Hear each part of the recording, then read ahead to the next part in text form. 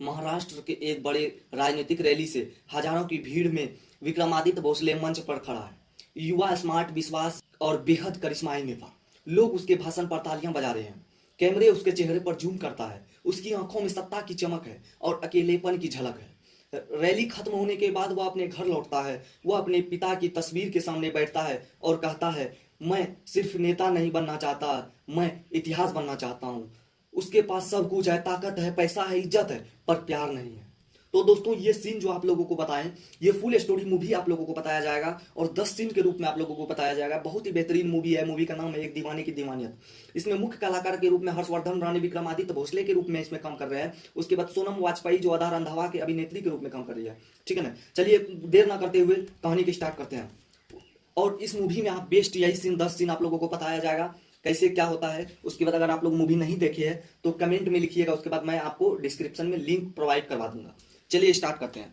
पहली मुलाकात जो होती है आधा रंधावा से विक्रमादित्य भोसले की, कैसे होती है वो आप लोगों को हम बताते हैं। एक फिल्म अवार्ड नाइट में Vikramaditya special guest of honour बनकर आता है। वहीं स्टेज पर एंट्री होती है आधा रंधावा की। लाइट्स चमकती है, कैमरे फ्लैश करते हैं, आधा ट्रॉफी जीतती है और उस सबकी निगाहें उस पर टिक जाती है।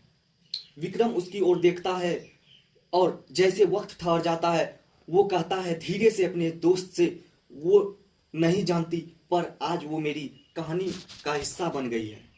अगले दिन अखबारों में अदा की तस्वीरें और विक्रमादित्य के कमेंट छपते हैं। राजनीतिक और सिनेमा का संगम मीडिया के लिए मसाला बन जाता है। विक्रमादित्य अदा से मिलने का बहाना ढूंढता है और फिल्म फंडिंग के नाम पर मीटिंग फिक्स करता है। मीटिंग में वो सीधा कह देता है, मैं तुम्हें सिर्फ पर्दे पर नहीं जिंदगी में भी देखना चाहता हूँ। अदा मुस्कुराती है और जवाब देती है, आपकी दुनिया में लोग आदेश मानते हैं, मेरी दुनिया में लोग दिल से काम करते हैं। विक्रमादित्य पहली बार किसी ने उसके अहंकार को चुनौती दी थी। कुछ दिन बाद विक्रमादित्य अदा को अपने बंगले में बुलाता है, प्राइवेट पार्टी का बहाना देकर। वो फूलों से सजी एक खूबसूरत शाम रखती है और अदा के सामने अपने प्यार का इजहार करता है। अदा शांत स्वर में कहती है, आप अच्छे इंसान हैं पर मैं किसी के दबाव में प्यार नहीं कर सकती। विक्रमादित्य का चेहरा सख्त हो जाता है। वो कहता है, जो मुझे पसंद है उसे पाने की आदत है मेरी। अदा गुस्से में वहां से चली जाती है। पहली बार किसी ने उसे ठुकराया था और यही उसकी दीवानगी की शुरुआत थी।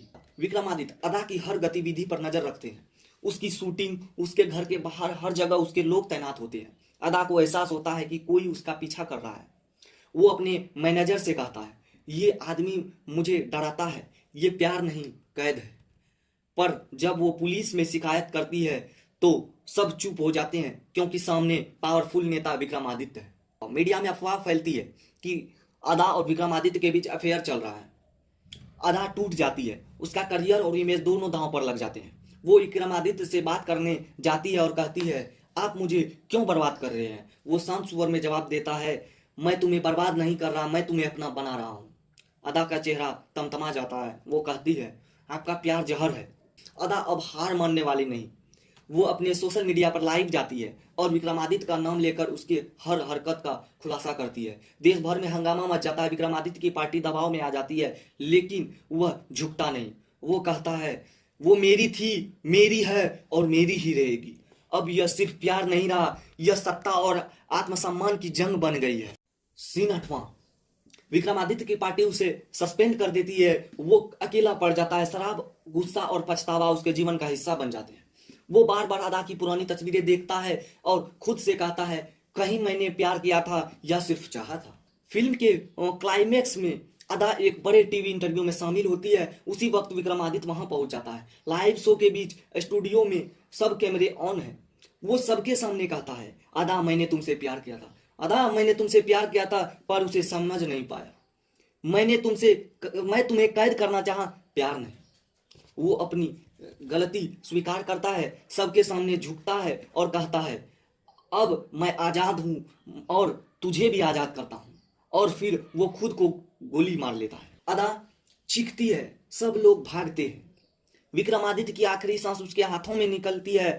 वो कहता है, अब शायद मैं वो बन गया हूं जो तुम चाहती थी, इंसान। कुछ महीने बाद अदा एक महिला अधिकार सेमिनार में बोलती है, प्यार जब हदें पार करता है तो वो दीवानगी बन जाती है और दीवानगी हमेशा किसी का अंत करती है।